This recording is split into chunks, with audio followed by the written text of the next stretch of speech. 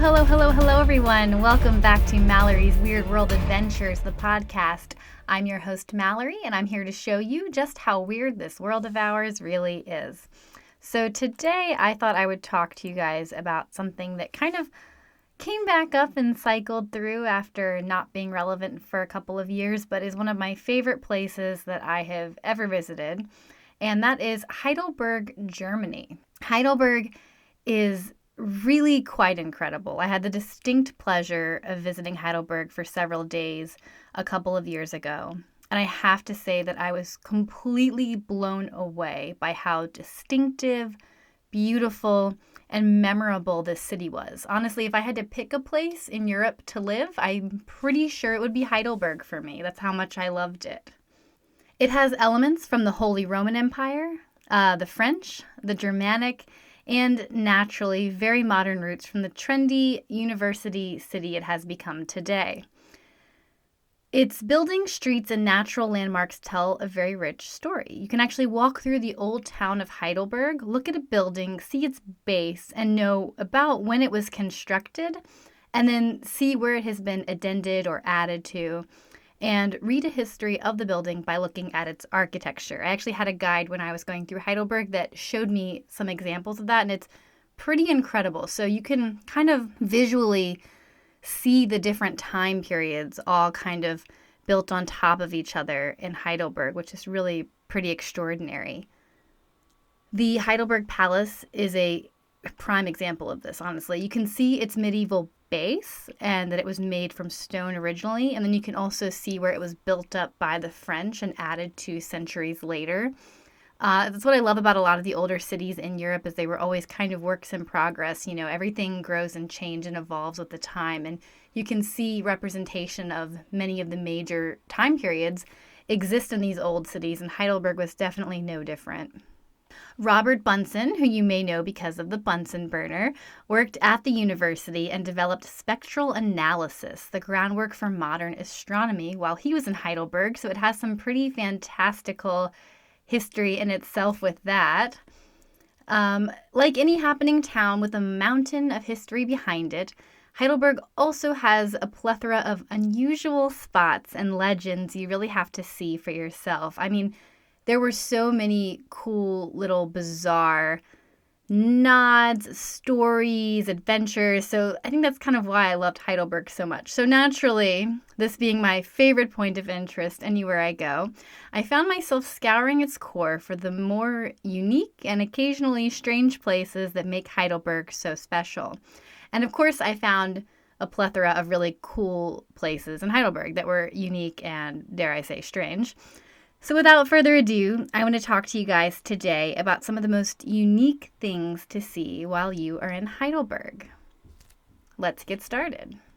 So naturally, I have to bring up the Heidelberg Bridge Monkey. I would be crazy if I didn't. So the Heidelberg Bridge Monkey is a statue on the bridge. Good, it makes sense. And it's of a baboon-type monkey who is showing his butt to the other side of the river with his tail up. He's holding up a mirror, and I believe there's also his hand is out, and I think that there's a mouse. It's a very interesting setup. It's a very cool looking statue, to be quite honest. And what originally started out back in the 15th century as a monkey statue placed on the main bridge into Heidelberg to mock the archbishop of the neighboring land has now become a comical statue constructed by Professor Gernot Rumpf that supposedly brings luck to those who touch it. This naughty monkey holds up a mirror, making fun of those who look at it, calling you, in fact, the monkey. However, it is rumored that if you touch the finger of the monkey statue, you will return to Heidelberg one day. If you touch the monkey's mirror, you will gain prosperity. And if you touch the mouse next to the monkey, you will gain fertility. And if nothing else, you can just get a great photo next to a uniquely strange bronze sculpture of a baboon. So that's a fun little one that is there in Heidelberg. Next, we're going to go up to Heidelberg Castle because there's a lot of cool stuff in Heidelberg Castle. It was filled with legends and lore, so I really quite enjoyed that. The first was at the main door of the castle through the gate, the Heidelberg Castle door knocker is a knocker with a bite out of it. As you enter the gorgeous towering grounds of the castle at Heidelberg, you must pass through the walkway and bridge into the courtyard. As you walk through the towering gate, you'll notice a little door in it, which used to allow visitors into the castle. Castles regularly had small doors for people to crouch into within the base of the gate door itself, so they didn't have to open the full gate for people, as it allowed people to come in ducking, a position you'd like the visitors to be in if you quickly realize that they are a foe and not your friend. And on this little door is a big black door knocker. This one in particular has a huge cut through it that almost goes through the full width of the metal knocker. Rumor, or perhaps just a comical story, has it that at one point in time, the owners of the castle declared that anyone who bit completely through the iron door knocker would inherit the castle. The only taker was a witch, and she almost bit through it. Unfortunately, she fell just a bit short of accomplishing this task. And today, when you go to Heidelberg Castle, you can see for yourself, see the kind of weird bite mark in the door knocker there, and decide if you think it came from a witch or just wear and tear over the years. We're going to talk more about this in a second because this is kind of what brought Heidelberg full circle back to me here, is the Heidelberg Tun. But we'll continue on with that later. I'll give you a quick blurb now. If you're at the castle, you can't miss the largest wine barrel in the world. Built in 1751, this barrel holds 58,000 gallons of wine. But hold your excitement. This was filled with the wine tax from the region. So it was generally the bottom of the barrel wine, so to speak. Not really what you would want to be drinking. Last thing about the Heidelberg Castle, which, by the way, if you're in Heidelberg, you can't miss the castle. If you're in the city center, you'll see it. It's lit up beautifully at night. It kind of towers over the old city center of Heidelberg, but it is one of the most gorgeous castles I have ever seen, and it definitely deserves a visit. There's also a strange and somewhat comical footprint out on the terrace of the castle. Rumor has it that a knight was caught in the bedroom of a noble lady and had to jump down to the courtyard to escape, leaving behind only his footprint. And there is just this nice footprint that looks like it came from a knight there underneath one of the windows, so I guess we'll never really know how it got there. Maybe that story is true. All right, moving on from the castle. This is probably my absolute favorite strange thing I've ever visited in Germany. It's one of my top favorite around the world, and it's in Heidelberg. Studenkarcer, which is the student prison. It is wild. I had no idea what to expect, but when I told my guide that I like strange places, she's like, you have to see the student prison. Like, student prison. And before I even think we knew anything about the backstory, she took me in, and it's this old building with these like decrepit wooden floors. And it is covered and wall to wall of just ornate graffiti. But it's not modern graffiti like you would think. It's graffiti from the 1800s. So it's dated.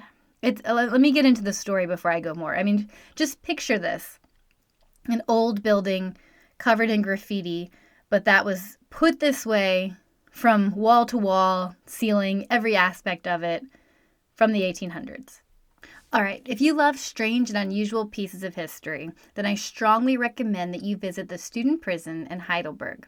From 1823 to 1914, students were incarcerated there for wreaking havoc around the city of Heidelberg. University students, noble boys who were usually in a fraternity, would have fun by releasing the town's pigs and chasing them throughout the city streets, throwing rocks at officers, and just generally acting as unruly students can sometimes act. Because of this, the university created a prison to punish the students in. However, from the start, it never quite worked out the way it was supposed to. The officers who came to arrest the boys were generally of a lower station, so they had trouble taking in these nobles to bring them over to prison. They really couldn't enforce their authority because they were not of the right class. And when the students realized what it was like to be separated in the prison, it became more of a competition or a rite of passage and an experience for them instead of a punishment. They began having celebrations and parades to lead their fraternity brothers into the prison. Fraternities began competing to see who could have the worst punishments, and the walls of the student prison became a truly unique and, well, somewhat breathtaking canvas. The boys painted their fraternity colors, ridiculous sayings, and why they were put into prison on the wall. My personal favorite graffiti piece was that of a bunch of cats with the accompanying text, "Warning, feral beasts live here." Classic. So if you're in Heidelberg, it's a really cool piece of history that you have to see for yourself. It's super bizarre. It showcases kind of a lost piece of history that didn't quite work out. And you know what it does with the class system too. There was a lot of elements put into that were quite fascinating. Another is the Heidelberg Bergambahn, which is a cable car. It seems that cable car-like railways up the side of a mountain are the new hip trend in tourism. When I was in Guanajuato, there was a cool cable car that led you up and down the side of the mountain. There was also a cable car taking you up to a gorgeous park with charming views in Freiburg and Brisgau in Germany. There was also one in Stuttgart. And there's also one in Heidelberg, except this one is much more unique as it combines a striking old history with much more modern charm. This unique cable car-like railway ran for the first time in 1890, so it was quite old and rather ahead of its time. It was renovated in 2002, so while the lower car can come up to the castle, and that one is more modern, you can still ride in the original car up the steeper part of the mountain from the old castle to the very top of the Kongstuhl hillside. It was a beautiful excursion in this car. And I recommend it because you get a view of the entire city of Heidelberg, and it is gorgeous from the top. And there's a restaurant up there, too. So definitely check out the cable car. The University Square, or Campus Square, in the middle of Heidelberg has seen its fair share of history. Perhaps one of the most eerie pieces of history was some of the Nazi book burnings. Being a university town, Heidelberg residents have generally been quick to jump on new trends and causes, which is likely why Heidelberg saw many Nazi enthusiasts back during World War II. The square looked quite different back then, as there were a lot of Nazi flags and slogans that were hung around, and book burnings for any materials containing ideas the Nazis deemed too radical were burned, and many were burned here in Heidelberg Square. In fact, many professors were dismissed for political reasons during that time, and the ones who were not generally feared for their lives. So while it is a gorgeous and charming place now, it does have a darker history you should look for on the visits, as most places do. For those who love history, a stop into the University Square is essential. There's a lot of plaques and memorials dedicated to the victims of the Holocaust there now. And I got a couple of other interesting tidbits about the unique history of Heidelberg. Heidelberg Studentkos, or Heidelberg Student Kiss, is a charming place to pick up a sweet treat for a lover. It was said that a couple centuries ago, the cafe was a place for young ladies to come visit with their chaperones. And across the way, a chocolate store opened up, which is now called Student Kiss, in 1863 as a way for young men admirers to gift affection to their young ladies next door. It was acceptable for them to give them a kiss if it was made of chocolate. So they, cute little thing where the chocolatier opens up a store across the street from where all the pretty little young ladies were hanging out with their, chaperones, and the boys could buy them chocolates and give them an acceptable kiss made out of chocolate. I thought that was a cute story. And we also have the physics window at the Church of the Holy Spirit in Heidelberg. This one is really wild. Now, when one thinks of science and religion, those are generally two things that don't go hand in hand. They are two elements that have been at odds since their conception. So it's rather intriguing that you'll find a physics window dedicated to science at the Church of the Holy Spirit in Heidelberg. This window, created by Johann Schreider, was put in as a replacement after the church's windows were destroyed in the Second World War. There was supposed to be a series put in honoring philosophy, literature, the arts, and the sciences, but after this window was so poorly received, the others were called off. This physics window is meant to show the greatest thing that physics created, as well as provide the reality of the worst things physics has done, giving you a complete perspective. So E equals mc squared is written on the window as an ode to Einstein's theory of relativity. Also, the date Hiroshima was dropped, perhaps one of the worst things physics has done. The gravity of this window was perhaps not something most people wanted to admire while attending church, so while the window remains up, the others were quickly canceled prior to being put up. That's an interesting thing to see. And then last but not least, Heidelberg has experienced an interesting history with Catholicism and Protestant religions. They were generally Protestant, however, there was a lot of Catholic influence in the city for years. So naturally, under a period of Catholic reign, there were Virgin Mary, statues of Jesus, and other extremely Catholic accents placed around the city as a reminder of Catholicism. So as you go about the town and admire the views, you'll see a lot of Virgin Mary statues staring down at you practically wherever you go. A subtle, maybe not subtle, reminder that you should visit the Catholic Church. So all in all, Heidelberg is a charming cultural hotspot filled with art, history, culture, lore, legends, weird stuff, everything you could want out of a trip. It, of course, has its own myths, legends, and unusual spots to see, so I highly encourage you to visit Heidelberg. If I had to pick a single place in Germany that would be my favorite place so far, it's definitely Heidelberg. And before we close out this episode, I want to expand more on the Heidelberg Tun, that large wine barrel, and the legend of Perkeo, who guarded it. So we're going to do that really fast here to end out this episode. The Heidelberg Tun, an enormous wine barrel that can hold 58,000 gallons of wine, as we mentioned before, sits under Heidelberg Castle in the structure's cellar. While there have been 4 barrels in the cellar throughout the history of the castle, only one remains there now, the Heidelberg Tun, referred to as the largest wine barrel in the world. It is, in fact, so large that it has a small dance floor built above it, so guests can stand above the barrel and dance if they feel the urge to do so. There's actually a photo of me on it on Mallory'sAdventures.com, so if you're interested, go to Mallory'sAdventures.com, search Heidelberg, and it'll come up. This barrel, built in 1751, could hold 58,574 gallons of wine specifically upon its completion. However, since its wood has dried over the centuries, it can now only hold 57,854 gallons of wine. Despite rarely ever holding wine, it was used at one time to hold the wine tax of the region, as I had mentioned before. Because of this, it held a gross mixture of some of the worst wines that Heidelberg had. It was supposedly only filled 3 times, as it apparently leaked and had to be filled through an opening at the top with a hose. Perhaps even more iconic and interesting than the largest wine barrel in the world is the story of the famous keeper of the wine barrel and unofficial mascot of Heidelberg, Perkeo. Perkeo was the famous jester to Carl Philippe, Prince Charles III Philip, the elector who ordered the construction of this wine barrel. He supposedly got his name because when Philippe originally asked him if he could drain the whole barrel by himself, he answered, "Perché no?" which is Italian for "why not?" He was then referred to as Perkeo, thanks to that reply, which he regularly leaned into after that moment. He was jokingly dubbed the perfect guard for the barrel, as he supposedly only drank wine for the entirety of his life, until the day before he died, but we'll get into that later. Even today, a small statue of Perkeo sits above the wine barrel in the cellar of Heidelberg Castle, guarding the structure for all eternity.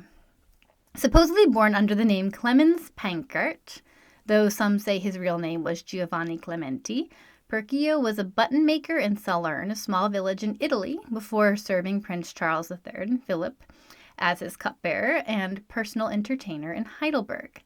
As mentioned above, whether it was pertaining to being asked to drink the whole barrel of wine, or just his constant reply of "Perché no?" when he was offered a cup of wine, his famed response gave him the name that would live on throughout history. Accounts from the castle claim that he drank between 5 and 8 gallons of wine per day as he guarded the wine barrel, leaving many to believe he could have diabetes insipidus, which can cause extreme thirst. This seems to make sense as both diabetes insipidus and dwarfism, which Perkeo also had, can be caused by issues with the pituitary gland. The love that people had for him and his pranks in his life made him a legendary figure and the unofficial mascot of Heidelberg in his death.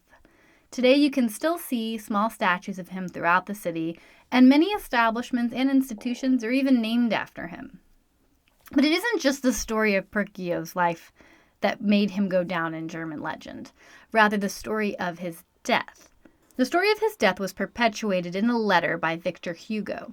Reports say that at the age of 82, Perkeo fell ill. His doctor strongly encouraged him to stop drinking wine and to instead drink water.